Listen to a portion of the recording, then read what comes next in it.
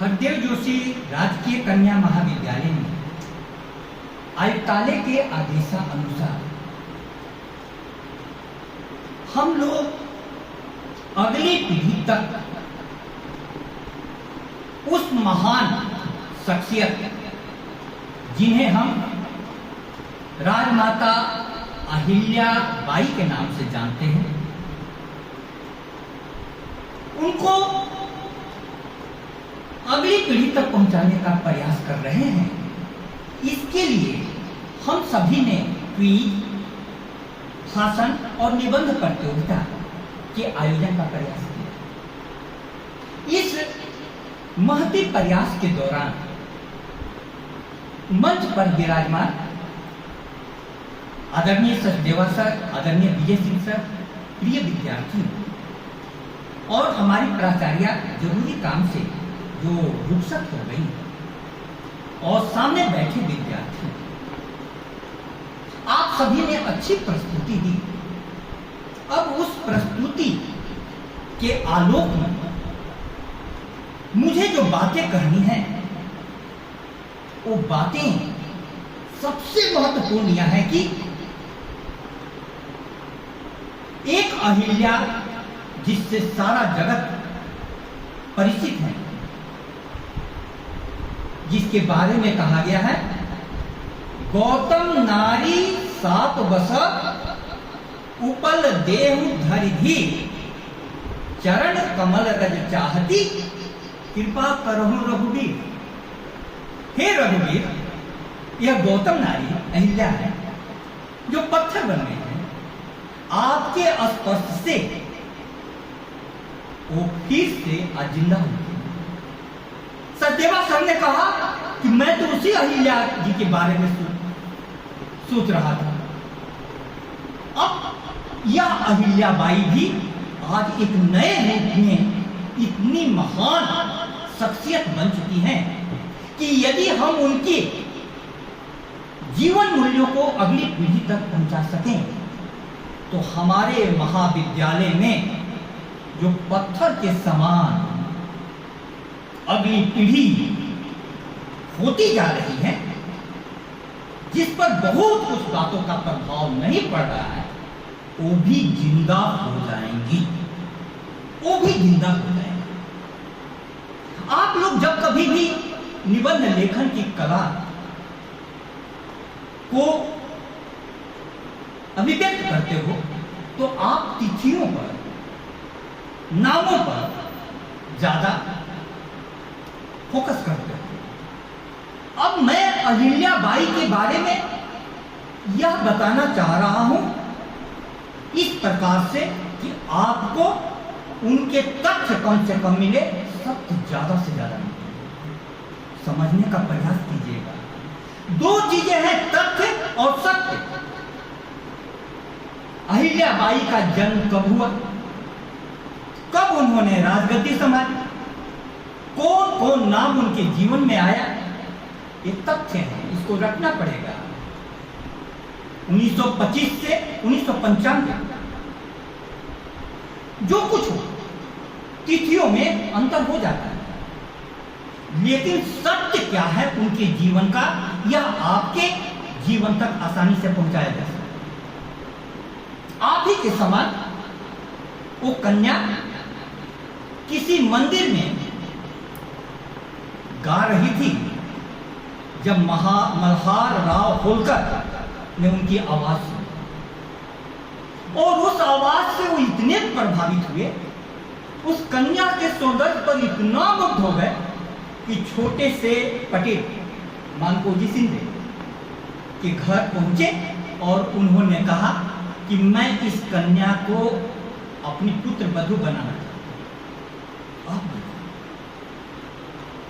कोई आकर्षण किसी व्यक्तित्व में इतना होता है कि बड़े बड़े राजे महाराजा लोग उसे अपने खानदान में शामिल करना चाहिए।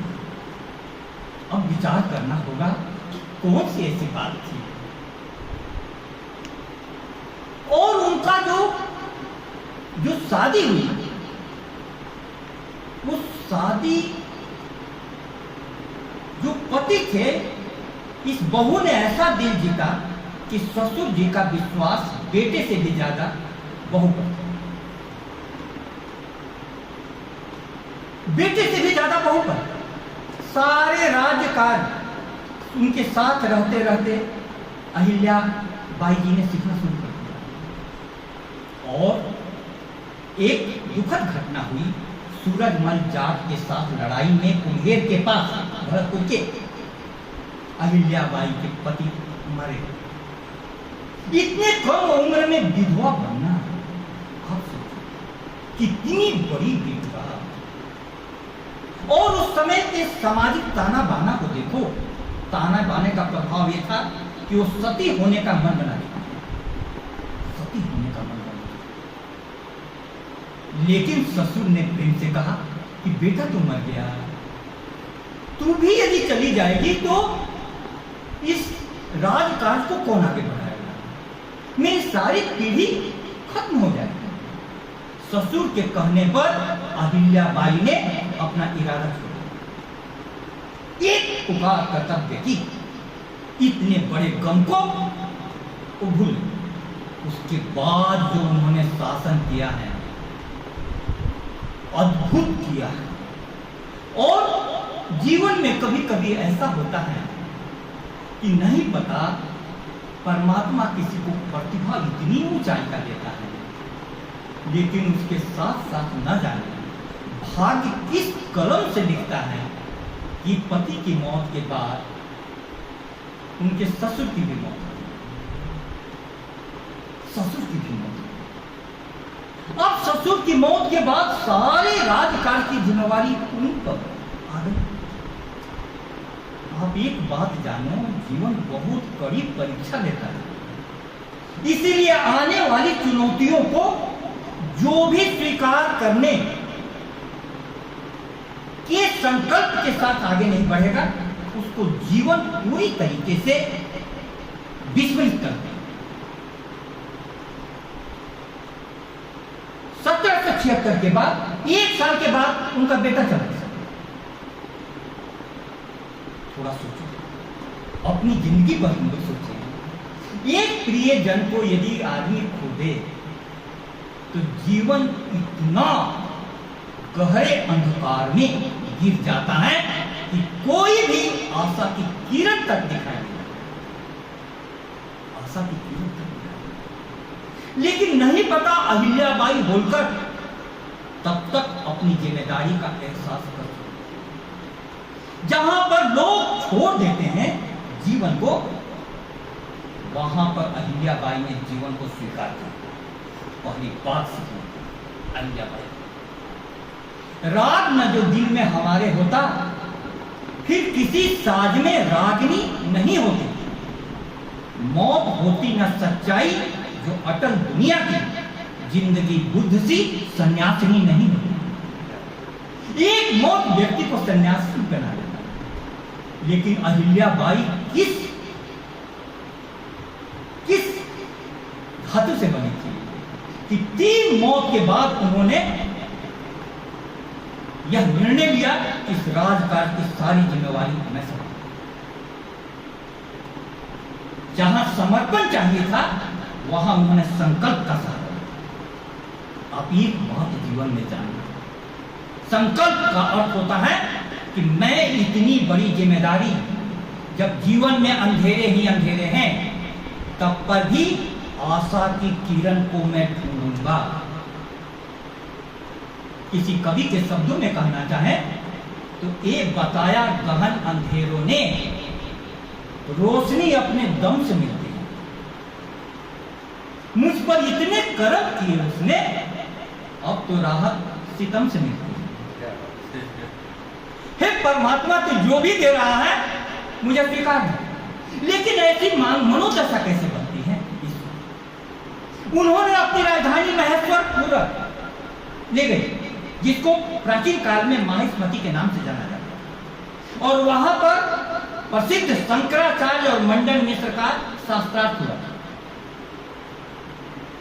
महेश्वर में वहां से जो भी आदेश निकलते थे, नीचे राज्यादेश पर राजा का साइन होता है। रानी अहिल्याबाई नहीं लिखती थी, लिखती थी शिव शंकर।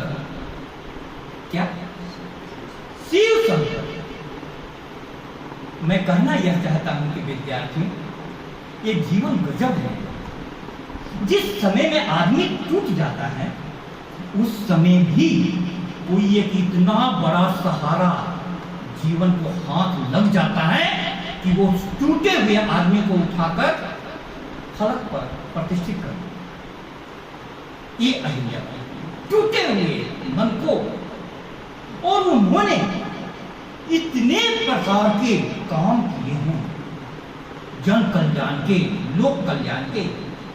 प्रेम हृदय में हो तो व्यक्ति में कार्य करने की अभूतपूर्व क्षमता है। एक बात जानिए, अभूतपूर्व क्षमता। अहिल्याबाई के समय में जो उनकी प्रशासनिक दक्षता थी वो तो अलग थी। उन्होंने जीर्णोद्धार जितने मंदिरों के और जैसे जैसे कलाकारों को संरक्षण दिया है, उनको जानकर लगता है कि उस हृदय में कितना बड़ा और कितने आयाम का खजाना छुपा है। हमारे कॉलेज में भी खजाने की कमी नहीं है। अब उनमें से जिनसे मुझको प्रेरणा मिलती है, सचदेवा सर और विजय सिंह सर ने जो बातें बताई हैं, उसके ऊपर मुझे कुछ महल खड़ा करना आसान लगा। सादे दिल के तराने बहुत हैं, अभी जिंदगी के बहाने बहुत हैं। दर एक गैर पर भिख मांगो न फंकी, जब अपने ही घर में खजाने बहुत हैं, अपने ही घर में खजाने बहुत हैं। हम लोगों के पास बहुत खजाने हैं। ज्योति ने कितना अच्छा पत्र लिखा, वो पढ़ने से डरती है। जो डर गया समझो मर गया। अहिल्याबाई का सबसे बड़ा संदेश, जो डर गया वो मर गया। एक मराठा सरदार ने उनके दूरबीन को देख करके सोचा कि इनका राज हड़प गया। नाम था राघोबा। सेना लेकर के खड़ा दरवाजे पर। अहिल्याबाई को लगा कि इसको कैसे निपटा जाए, तो उन्होंने एक पत्र लिखा, राघोबा जी, आप चाहते हैं हम पर अटैक करना, लेकिन आप जान जाइए हमने स्त्री सेना तैयार कर दी। स्त्रियों की सेना उस समय में, जिस समय समाज में सती प्रथा, आप सोचो, और उस सेना को आप हरा दीजिएगा, आपका कुछ भी नाम बढ़ेगा। लेकिन जरा सोचिए, उस सेना से कहीं आप हार गए तो आप कहीं मुंह दिखाने के काबिल नहीं। एक पत्र ने सारा माजरा बदल। राघोबा जी ने कहा कि मैं आक्रमण करने के लिए नहीं आया हूं, मैं तो आपके पति मर गए, बेटा मर गया, संवेदना प्रकट करने। तो अहिल्याबाई ने कहा कि संवेदना के लिए सेना की क्या जरूरत है, आप अकेले आ जाओ, दरवाजे खुले हैं, विचार आप देखो।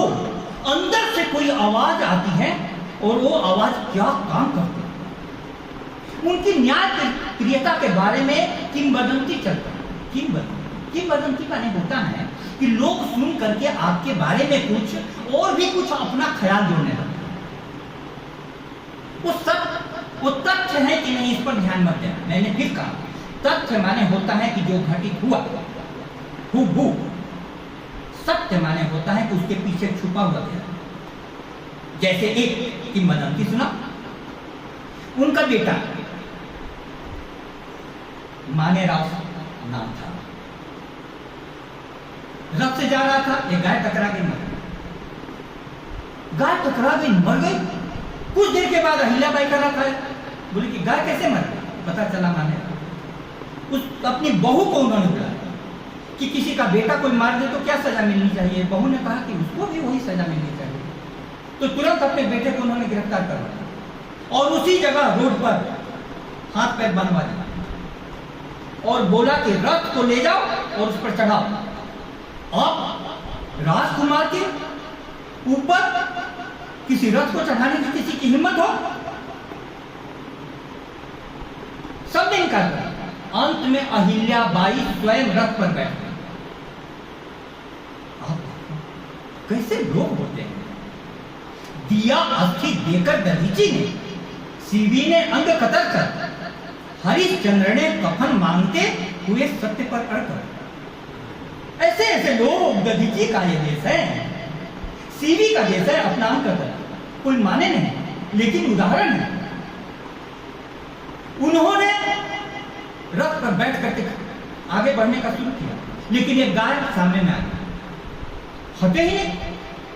तो ज्योतिषियों ने कहा कि महारानी आप क्या कर रही हैं? ये गाय को संदेश दे रही है। क्या संदेश दे रही है? कि मेरा बेटा गया तो गया, आपके बेटे को नहीं जाने। और उस बाजार का नाम आज भी है आड़ा बाजार। आड़ा बाजार।